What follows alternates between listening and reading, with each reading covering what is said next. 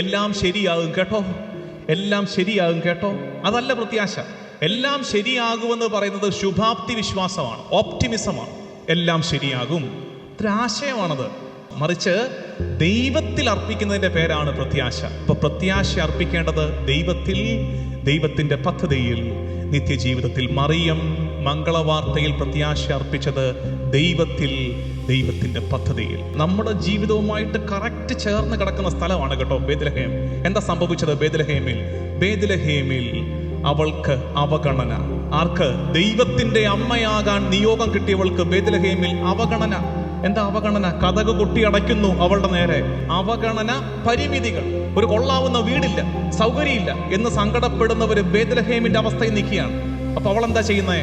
നമ്മൾ വല്ലതും ആയിരിക്കണമായിരുന്നു. ആ മൂലക്കോട്ട് മാറിയിരുന്ന് കർത്താവിനെയും സീസറിനെ തൊട്ട് ചീത്ത വിളിക്കാൻ തുടങ്ങിയാണ്. കാരണം അഗസ്തീസർ അല്ലേ ഈ കൽപ്പന പുറപ്പെടുവിച്ചത് ബേരെഴുതി ചേർക്കാൻ ബേത്ലഹേമിലേക്ക് വരേണ്ടി വന്ന്. അപ്പൊ ദൈവത്തിൽ തുടങ്ങി സീസറിനെ ചീത്ത വിളിച്ച്, സത്രക്കാരനെ ചീത്ത വിളിച്ച്, 2 എണ്ണം കെട്ടിയവനോട്ടും കൊടുക്കും. താൻ ഒരുത്തം കാരണം ഇതെല്ലാം എന്ന് പറഞ്ഞുകൊണ്ട് ഒരു കാര്യമില്ല. യൗസേപ്പ് ഇതൊന്നും അറിയാതെ കൂടെ നിൽക്കുന്നതേ ഉള്ളൂ.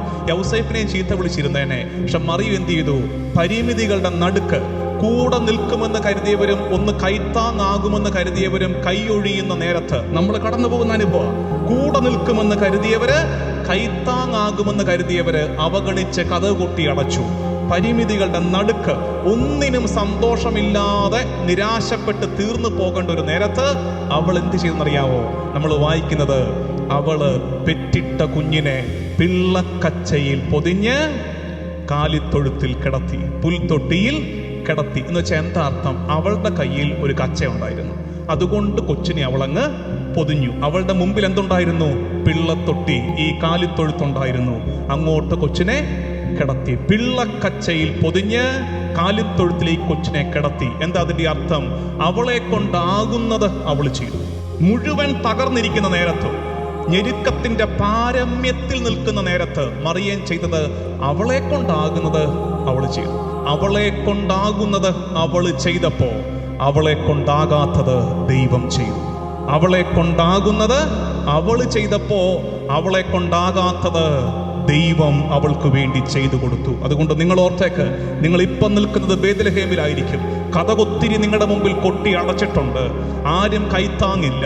ഒരു കാലിത്തൊഴുത്തിന്റെ പരിമിതിയിലേക്ക്, ഒരു വൈക്കോൽ ശാലയുടെ കുറവുകളിലേക്ക് നിങ്ങൾ ചുരുങ്ങി നിൽക്കുന്ന നേരമായിരിക്കും ഇത്. ചെയ്യേണ്ടത് ഇത്രയേ ഉള്ളൂ. കയ്യിൽ എന്താ ഉള്ളേ? പിള്ളക്കച്ചയുണ്ടോ? പുതിയ. മുമ്പിൽ എന്താ ഉള്ളേ? ഒരു കാലിത്തൊഴുത്തുണ്ടോ? വൈക്കോൽ കൂനയുണ്ടോ? അങ്ങോട്ട് കിടത്ത്. നിന്നെ കൊണ്ടാകുന്നത് നീ ചെയ്യുമ്പോ നിന്നെ കൊണ്ടാകാത്തത് ദൈവം ചെയ്യും.